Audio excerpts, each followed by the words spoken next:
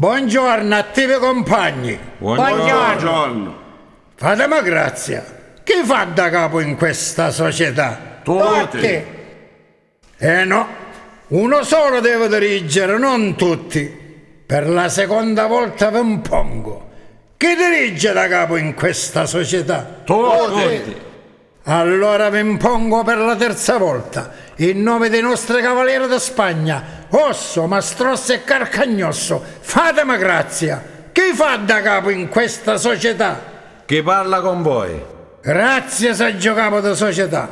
Io mi pianto in questo circolo sociale per chiedere il mio dovere. I nostri vecchi cavalieri hanno lasciato due chiavi, una d'oro e una d'argento. Quella d'oro la tenete voi per aprire e quella d'argento la tengo io per chiudere. Scusatemi, alto saggio capo di società, la vostra chiave si è perduta. La mia chiave non si è perduta perché quando mi sono allontanato l'ho lasciata alla società. Eppure si è smarrita.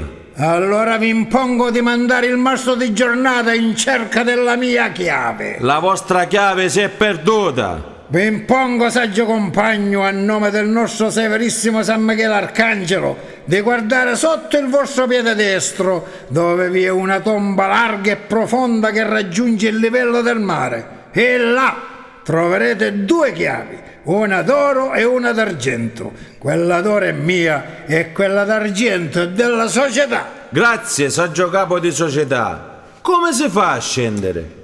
Per mezzo di una scala da seta finissima si scende e si sale. E quando arrivate all'ultimo scalino troverete un corridoio di marmo rosso purissimo. E alla fine del corridoio troverete una grande stanza tutta illuminata e un tavolo rotondo coperto con un damasco di seta rosso finissimo, fatto di marmo e a forma di due leoni incrociati. Voi aprite la colonnetta e dentro troverete due chiavi, una d'oro ed una d'argento. Quella d'oro è mia e quella d'argento è della società. Dopo aprite e favorite dentro. Alto saggio capo di società, dove deve entrare? In qualche deserto o dentro qualche tomba? Voi entrerete in un giardino di rose e fiori, dove si battezzano pecciotte, camorriste e giovani d'onore.